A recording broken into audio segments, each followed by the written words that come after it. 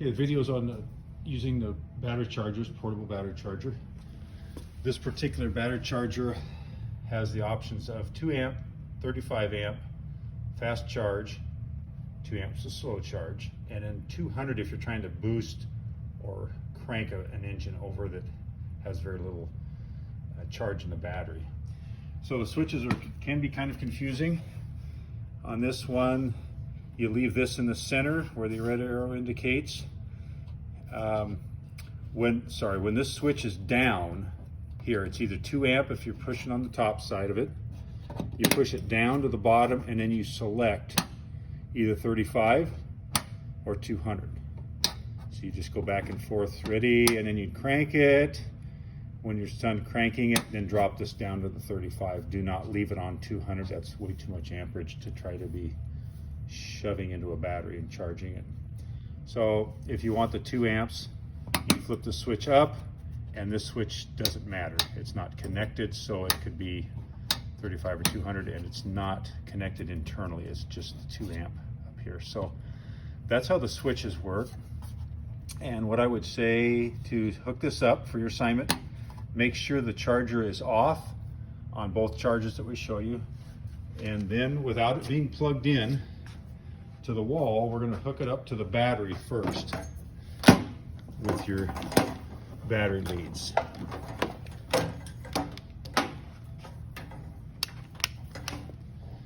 And the GM style side post battery are a little bit harder to get to, but we're going to go ahead and try to connect. Some vehicles may have a jumper post on the vehicle somewhere that's easier to get to, especially if this battery is maybe in the trunk, like European. Or some domestics have the battery down where you really cannot get to it.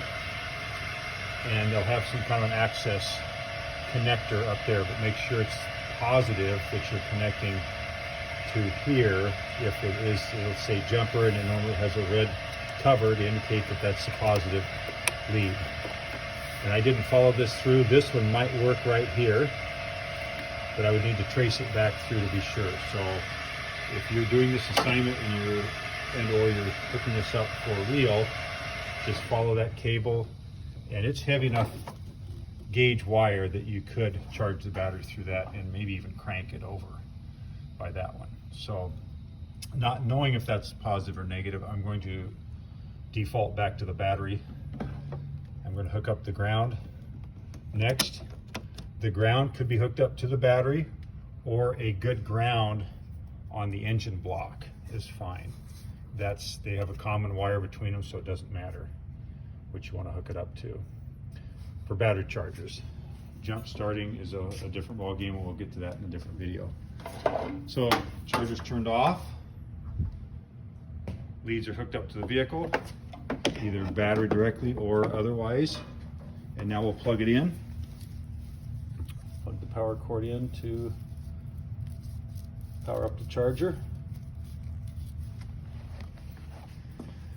and now we'll turn it on. So turning it up to the 2 amp, very, very little, not much amperage flowing there. The needle barely moves. If I go to the 35, then I'm going to go down, and now we'll see that needle jump. So it's only putting in about 15 amps because this battery's been charged, so it's not going to take charge very easily. And then you just, depending on how much time or how much amperage you're putting in, how long you'll leave the charger on. Like I say, this is probably at 10 minutes on fast charge, and I can hear the battery bubbling, so it doesn't like a lot of amperage. It's going to overheat a battery, so I'm going to turn this down to the 2 amps is fine. I can leave it on for a 24-hour period and not hurt a thing. If you have a choice, use the slow charge. It'll do a better job of charging the battery up. The other style that I wanted to show you, in case you're doing your assignment with this charger, is a different layout. Concept's the same. We'll go ahead and go get the cables hooked up. It's disconnected, so it's definitely off. You do not want the charger on and charging when you first hook it up. So we'll get the leads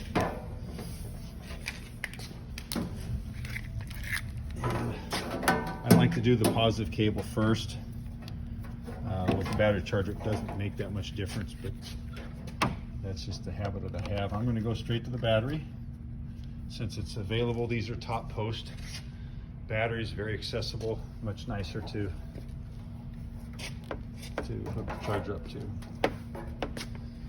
Okay, I'm going to go to the negative. This one. Wiggle them a little bit, make sure that you get a good connection. Sometimes there's a little corrosion, oxidation around the cables, and just rubbing it, moving it back and forth a little bit will break through that so you get a good connection. You do not want any arcing around batteries because they do produce hydrogen gas, which is very explosive. So I'm going to turn this off because I don't know what the last person did, so I'm going to turn this down. This actually goes into 6 volt, and as you go up higher, then it comes into the 12 volt range. Everything we do will be a 12 volt battery that we'll see in the shop. Notice they have a 2 amp. This has a 10, 40, which is similar to the 35 on the other charger, and then your boost. So this is going to be trying to 80 amp boost, and this is putting 225 amps. So this is both going to be in a really fast mode, maybe even trying to crank it, and definitely the crank mode here to try to put all that amperage to use without overheating the battery. So next step would be to get the power cord hooked up.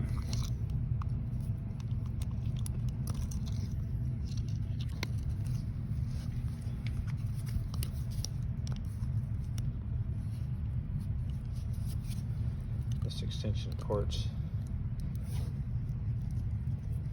a little sticky getting it to go together. So there we are. Gauge is at the bottom so we can tell how much amperage is going in. You can see 40 is the cutoff between green, that's acceptable in that lower range. Anything over 40, you're going to want to stay with that. It's the start mode. So we're trying to crank it if we're going to go to the 40 or above settings here. So we'll start at the 2. It's always safe to start low in the 12 volt range and work your way up while we watch the gauge to see just how much we're putting into the battery.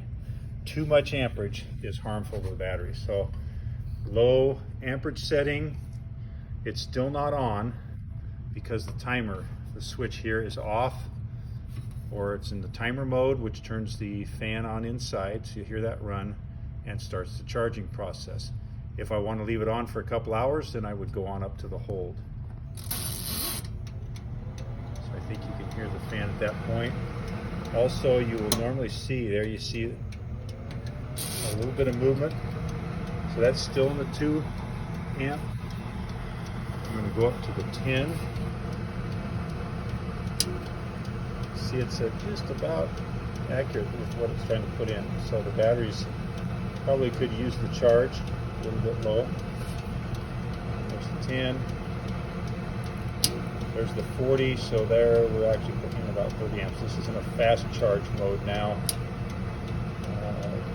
This is close to the slow charge, and on your assignment there's going to be a question about how do you determine the difference between a fast and slow charge, and it actually tells you the answer on the sheet. You just do a little bit of math.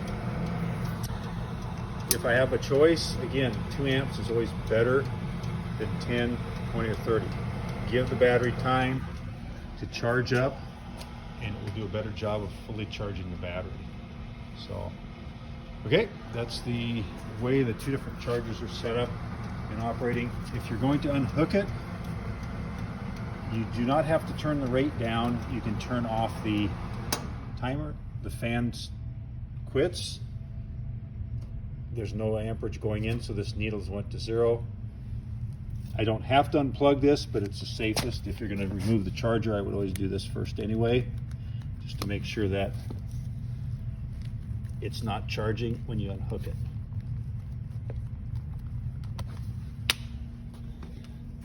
And we're going to unhook our leads.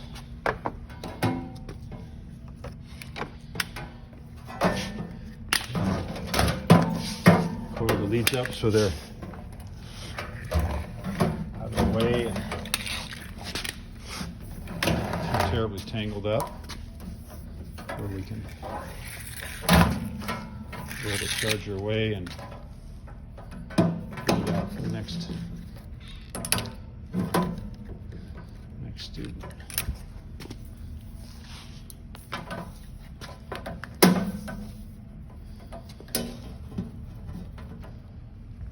Okay, there you go. Good luck. Looking forward to your assignment.